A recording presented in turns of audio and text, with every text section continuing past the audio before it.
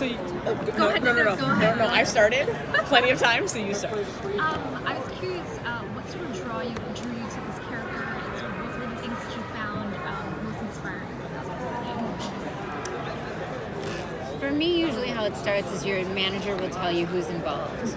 And you know, Walking Dead people, X-Files people, Amazon, I was like, that's pretty great. And then they send me the script, and my next concern is when I read the dialogue, am I going to be able to say this believably? Like, am I going to be good in this role? Is it in me? And I read it, and I loved it. I thought, what an interesting story. And then I Googled Robert the Doll. So I thought it was fascinating. And then I found out about the Lore podcast. So, and that he's telling folklore stories. And I thought, that's brilliant. And I just love storytelling. And I thought, this is the very essence of storytelling. This is a doll that actually exists that inspired the whole Chucky series. It inspired this whole genre of storytelling. And these stories exist from around the world. So what an amazing group of people that came together to create a new way to mix fiction and nonfiction, because from my perspective, the acting part, you know, I played it the same as I would if I didn't know that it were true. I was gonna ask you about that. Sort of what made this this horror product, because you've done horror in the past. Yeah. What made this one sort of particularly interesting, not just as an actor, but also potentially as a listener of the podcast, and also as you'll be watching it as well. So I've gotten really obsessed with nonfiction in the last 5 years or so. I used to love to lose myself in a fiction book. And I don't know what or why, but a few years ago, I just started thinking, truth is stranger than fiction. And there are so many incredible stories that have happened. And whatever it is, the Amelia Earhart story, or I mean this Helix, the story of the Helix, I forget the name of the book that I'm listening to right now, that HBO just did a thing on. And I was so excited to discover the Lore podcast, that this is what he is doing. And he told me that it came from research for fiction books that he was writing, where he just had PDFs of real life stories. And he just started speaking them, and 50 million downloads. And I thought, that is amazing to me. And then I get to act a character who actually existed, but it was the best of both worlds because we know nothing about her. So I could make her up. So we've asked some of the other actors how much was involved in sort of researching the character, because so much research has already been done for you. Right. Did you just sort of walk in and just trust it and go with it? Or was there some... Okay. And also the director, and the writing was very good, and so it feels very clear, and then the director was really amazing, and we talked a lot about how this is just the story of a mother and her child, and unconditional love, and something is very wrong with her child. And I don't want to ruin it, but ultimately she has a very interesting journey and a struggle. And that I felt like, as an actor, is something that I can understand and I can do. And there actually isn't anything supernatural involved in that. It's, you know, because on True Blood I never played being a vampire. I played that I love this person and he's dying, you know.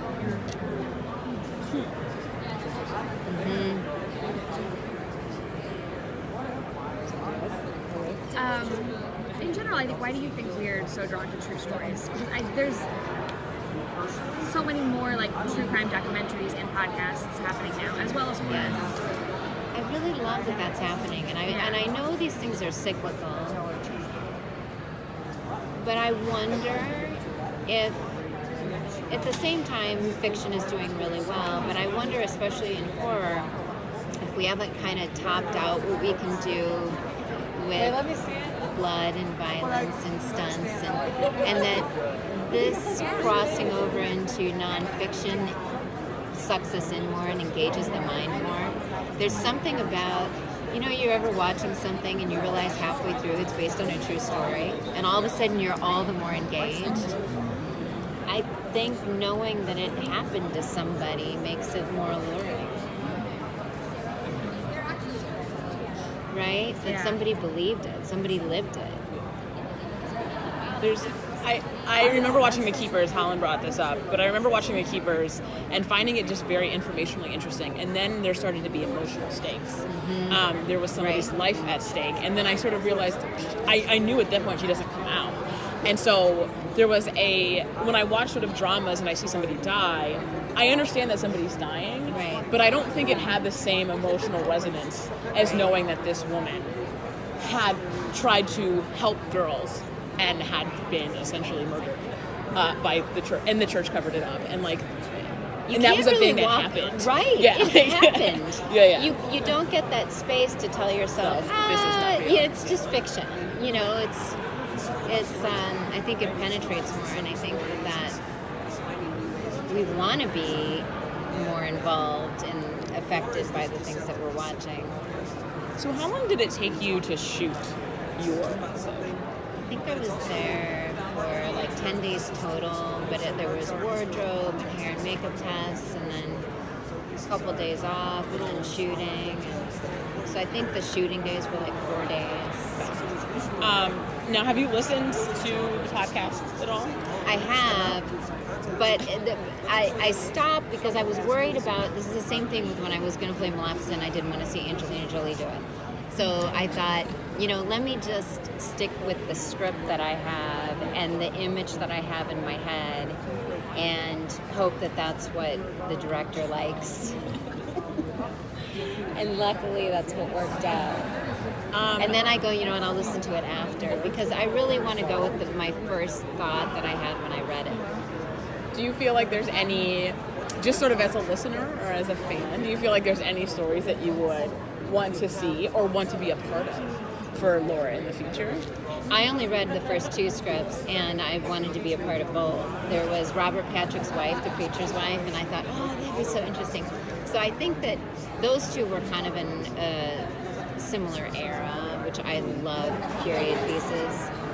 And so all of them would be the answer. Have me come back. I'll wear a different wig every time. I just love true stories. I just love it, and I think the way that they're also the format of each episode is fascinating. Aaron was saying he can't do interviews because everyone's dead. That's probably beneficial to you as an actor as well. You're not. There was nothing on this woman. Nothing. Nothing. No picture, no stories, just she existed. How do you approach, or how do you how do you use the historical treatment of women to tell a modern look at a historical treatment of women? I was trying to phrase that. Yeah. You can't even really know how much is being altered just by the fact that I grew up now.